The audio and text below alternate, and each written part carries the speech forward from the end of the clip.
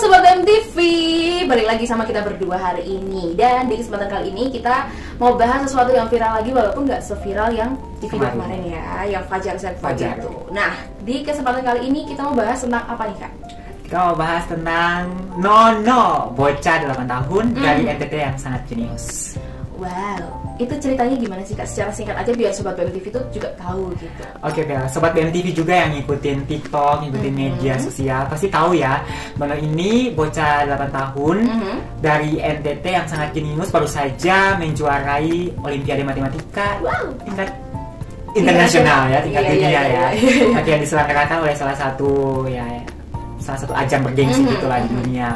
Nah, Nono ini langsung viral ya, meskipun tak viral seperti yang kemarin-kemarin si Fajar, tapi dia mulai diundang di beberapa podcast sih ya, podcast yang gak terlalu besar. Nah, menariknya Nono ini punya senjata yang luar biasa sampai dia bisa memenangi perlombaan itu, Olimpiade itu. Nah, ternyata seperti anak-anak pada umumnya yang mau pintar itu belajar ya, sudah pasti baca buku. Itu juga dilakukan Nono. Tapi yang lebih menariknya, Nono ini suka membaca Alkitab, membaca firman Tuhan, dan suka minum air kelor ya. Tapi di sini kita nggak mau bahas daun kelor khasiatnya seperti apa. Nanti Sobat BMTV cari aja ya di Google seperti apa. Yang di sini kita mau bahas adalah bagaimana anak-anak itu menjadi jenius juga karena firman Tuhan. Bener banget. Kalau kita lihat berita itu kita agak malu ya. Aku dulu pernah ikut Olimpiade Matematika sekecamatan. Hebat gak? Tapi kalah. Kamu lumayan kecamatan, aku nggak pernah ikut Olimpiade Matematika. Jadi kita sangat bangga dengan keberadaan Nono, dengan prestasi yang diraih sama Nono, dan bisa membanggakan gak cuma keluarga tapi bahkan bangsa Indonesia. Benar sekali. Ya. Dan kalau Kak Hen tadi sempat menyebutkan umur Nono di umur 8 tahun. 8 tahun.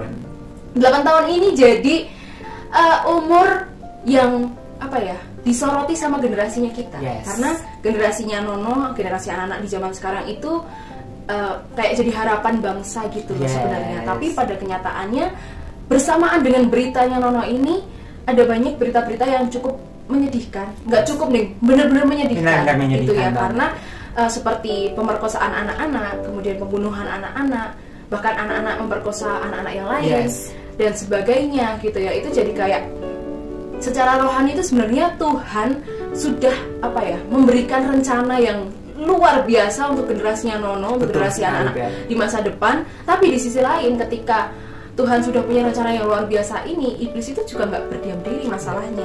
Benar sekali Bel. Dan kehadiran Nono ini dengan sekalipun yang poin yang dia suka baca Alkitab itu nggak terlalu dilirik oleh banyak media, tapi ini menjadi angin segar untuk generasi bangsa. Benar. Karena anak-anak itu, bahkan kita sendiri juga ya, mengintrospeksi diri kita bahwa ternyata melakukan segala sesuatu tanpa Tuhan, tanpa berlandaskan dengan firman Tuhan itu sangat berbahaya. Nah, apalagi isu Nono ini bermunculan juga sama dengan munculnya salah satu isu nih, Sobat BMTV di rumah, bahwa orang-orang generasi yang akan datang itu akan digadang-gadang, bukan digadang-gadang, bahkan sudah terjadi, bahwa mereka itu akan menciptakan hal-hal baru, yang dulunya pernah diciptakan Tuhan ya, baik itu lewat teknologi dan hal-hal baru lainnya ya. Itu disebut dengan istilah yang sekarang lagi keren itu transhumanis. Jadi generasi kita di saat ini mau menciptakan hal-hal yang baru, bahkan untuk mau menyamai Tuhan. Bahkan kamu tahu nggak Bel, kemarin itu ada salah satu konferensi, pokoknya global ekonomi gitu yang terbesar di dunia, itu dihadiri oleh tokoh-tokoh penting, dan ada salah satu prof yang terkenal di dunia juga. Dia itu bahkan sudah mendeklarasikan bahwa dia itu mau menciptakan segala sesuatu melebihi Tuhan. Bahkan dia itu mau untuk menjadi lebih baik daripada Tuhan. Bayangin loh, manusia pengen lebih baik dari Tuhan. Nah, bersyukur ya Nono ini muncul gitu ya. Benar banget. Dia sangat jenius, bahkan tau nggak Bel, cita-citanya itu pengen lebih dari Elon Musk. Oh iya, aku dengar juga itu. Jadi dia itu pernah diketawarin mobil ya, kendaraan sama beberapa pihak pas waktu menjuarai lomba itu, tapi dia nggak mau. Dia mau terima beasiswa supaya dia bisa belajar untuk membuat hal-hal yang lebih dari apa yang dibuat Elon Musk. Dengan sendirinya Nono ini punya kecerdasan. Nah, masalahnya kalau tidak dilandasi dengan firman Tuhan, Nono ini bisa bertumbuh seperti yang tadi ya yang aku sebutin, Prof, yang tadi aku sebutin. Bener banget. Itu bahaya banget. Bener banget. Dan kita tuh sebenarnya di sini nggak melarang, nggak menolak dengan anak-anak yang pintar, bahkan justru kita malah mendukung mereka ya. Karena ada banyak perkembangan teknologi juga yang membuat mereka lebih mudah untuk belajar. Bahkan di pedalaman juga lebih mudah ya sekarang daripada di zaman dulu. Ya kan, anak-anak sudah lebih mudah untuk mengakses internet, untuk mengakses pelajaran-pelajaran yang ada, dan itu good, itu bagus gitu. Tapi yang jadi dasarnya yang jadi contoh tadi Nono ya. Iya, Nono. Dia tiap hari, tiap pagi itu baca Alkitab. Ya. Bahkan menghafal. Kita lihat pada cuplikan berikut ya. Supaya pintar baca Alkitab, berdoa, minum air kelor, belajar. Apalagi? Masing-masing dan agama sendiri. Wah, luar biasa. Itu dia. Jadi buat teman-teman sobat BMTV semuanya, kita sebagai generasi yang dituakan dari generasinya Nono ya, generasi mungkin om tantenya, orang tua mudanya, atau mungkin siapapun kamu yang punya anak kecil di rumah gitu ya. Yuk kita sama-sama mempersiapkan generasi mereka, generasi Nono menjadi generasi yang cerdas ya. Harus berpendidikan gitu ya, tapi tetap menghidupi firman Tuhan. Jadi kecerdasan itu beriringan dengan firman Tuhan. Seperti di Amsal 1 ayat 7. Oh, oke, aku ingat. Apa itu bunyinya? Takut akan Tuhan adalah permulaan pengetahuan, tetapi orang bodoh menghina hikmat dan didikan.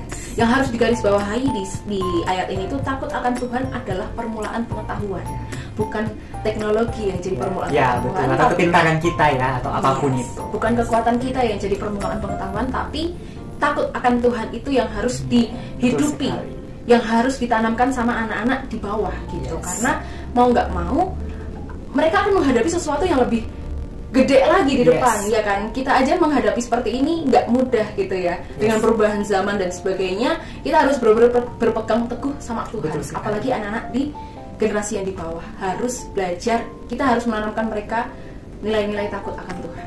Sekali ya.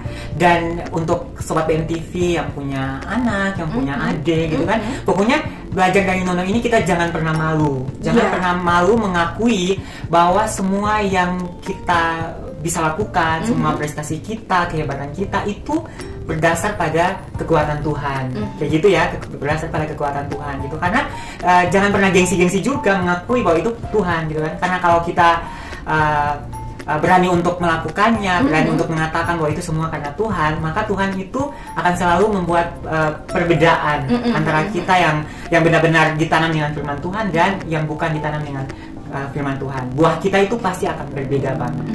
Itu kayaknya juga ada di ayat Alkitab. Nah, biar menguatkan kita sebenarnya ya, bukan hanya sekedar share-share, tapi memang semoga ini bisa menguatkan kita semua gitu ya. Ada di Maleakhi 3 ayat 18. Nanti kalian bisa baca semuanya, Maleakhi 3 itu bisa baca semuanya ya. Tapi kita mau highlight di ayat yang ke-18. Maka kamu akan melihat kembali perbedaan antara orang benar dan orang fasik, antara orang yang beribadah kepada Allah dan orang yang tidak beribadah kepadanya. Jadi pada akhirnya nanti akan ada perbedaan nih ketika kita cari wajah Tuhan dengan orang-orang yang tidak mengutamakan Tuhan dalam hidupnya. Pasti akan ada buah yang berbeda gitu ya. Jadi kalau kita pintar, ada Tuhan di sana. Kalau kita hebat, ada Tuhan di sana. Kalau kita berprestasi, ada Tuhan juga di sana. Apapun pekerjaan kamu, mau jadi dokter, mau jadi ilmuwan, jadilah ilmuwan yang takut akan Tuhan. Jadilah dokter yang takut akan Tuhan, yang cinta Tuhan. Itu bisa bisa punya dampak yang berbeda. Orang-orang bisa merasakan Tuhan melalui hidup kita semua. Oke, mungkin itu aja ya yang pengen kita share hari ini. Semoga kalian terberkati, semoga kalian terbuka nih matanya untuk kita melihat generasi yang di bawah juga. Nggak cuma sekedar melihat generasinya kita, melihat diri kita sendiri, tapi belajar untuk jadi dampak juga untuk generasi yang di bawah, mendampingi mereka sampai mereka mengalami Tuhan secara pribadi. Amin. Oke, jangan lupa untuk like, comment, subscribe, dan share kabar baik ini kepada semua orang. Oke, sampai jumpa. Tuhan Yesus memberkati.